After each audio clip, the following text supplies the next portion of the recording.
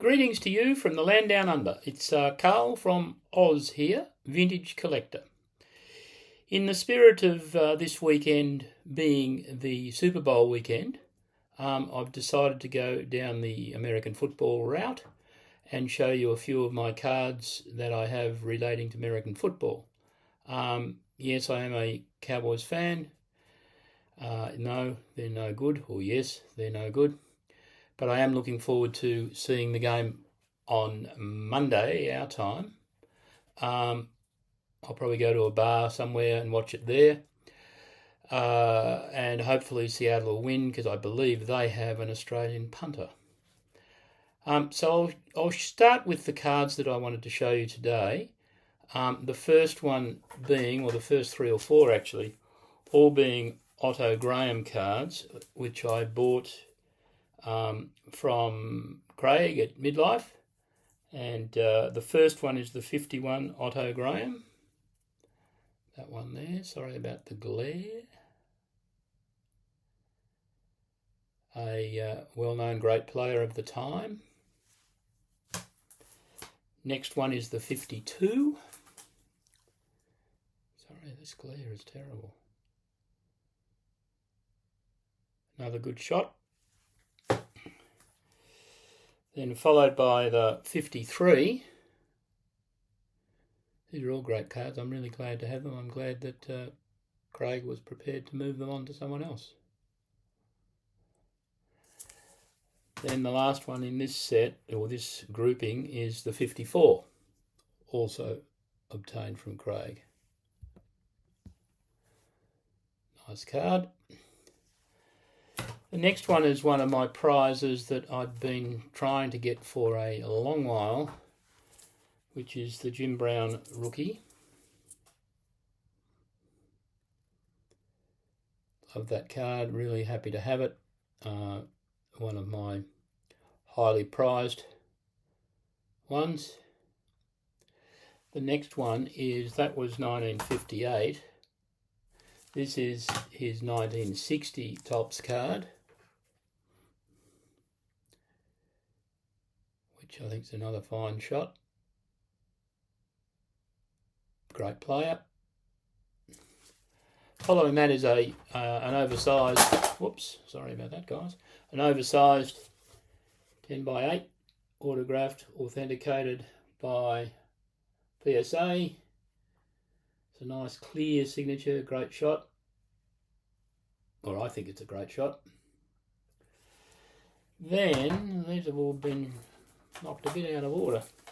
The next one is from Joe Namath. First of all, this is a modern card, a 2015 image of his rookie card that has been signed by Joe Namath, Broadway Joe. A lot of people think was overrated, but from what I know of the game, he was certainly a extremely popular player, and very much almost a movie idol type character in his time. And then the next one is in fact his rookie card, which I'm delighted to have. I got this from Garrett at Ballpark Memories. I saw him obtain this in a card show, I think in upstate New York or somewhere, and I literally rang him the day that I saw the video that he had shown and explained that I did want that card, and he very kindly, we did a deal, and he subsequently shipped it to Mike Petty, and I picked it up from Mike back in November. Really happy to have that card.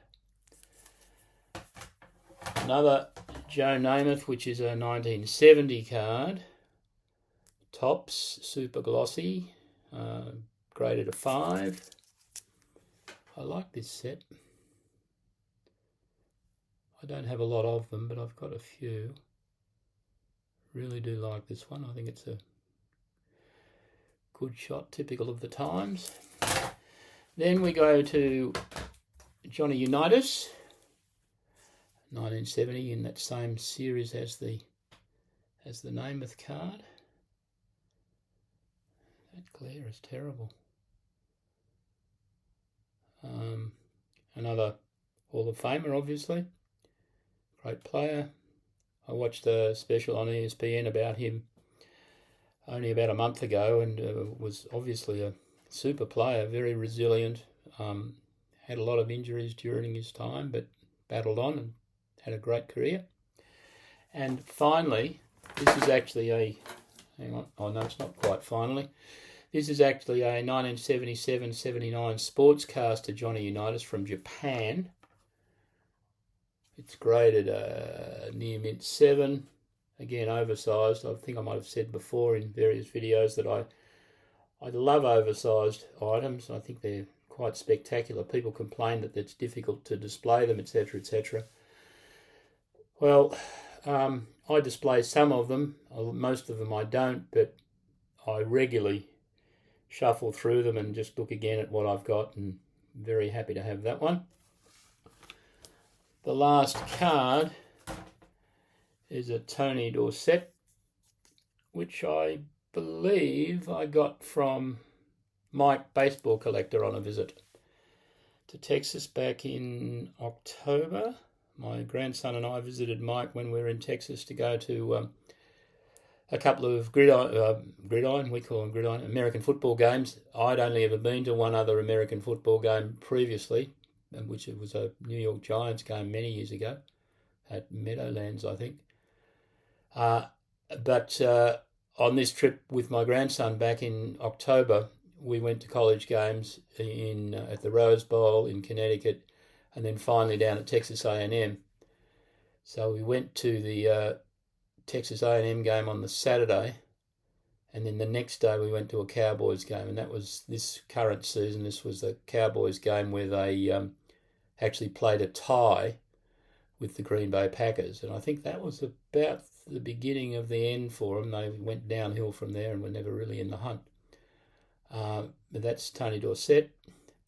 And on that trip, I got the one and only American football helmet. It's a playing helmet. He didn't wear it, but it is a proper playing helmet. It's not a what's the word? It's not a for display only helmet, but it's a Tony Dorsett autographed. Bloody heavy, and I know it doesn't fit on my head because I was actually going to try and put it on my head today, but wouldn't fit on my head. That's autographed by Dorsett as well. Really happy to have that. I have that displayed under my TV in my living room, and has pride of place along with those. On each side of it, I have the Dorsett card and the Otto Graham cards, and the Namath ones I have displayed in my living room, but at a different spot, which I might show the video of at some stage. Where when I get a little bit more expertise, I'll actually do a video where I show where I have my stuff displayed. I don't have the expertise to do this, which is ridiculous, but I saw a video that was mentioned on the radio 2 days ago, and it was highlighting a video that was done back in 1990 when Joe Montana and his wife apparently did they did a sort of like a travel magazine program for one of the TV stations over there, and they sent him to Australia, and he visited the Geelong AFL Football Club, which is a very prominent club just out of Melbourne. Most of the AFL clubs are actually within Melbourne, but Geelong is the second largest city in our state, and it's about 40 miles from Melbourne. Anyway, he visited the Geelong Football Club to have a look at Australian rules football and how they train, etc. So it's a bit of a humorous one. But if you go into YouTube and look for Joe Montana visits Geelong Football Club, there's about a 4-minute video, which, as I say, this is stupid, but I don't have the expertise to know how to insert it into this post at this stage. If you go in and have a look at it, I do think it's quite amusing. He has a crack at getting involved in a bit of training, all good fun stuff.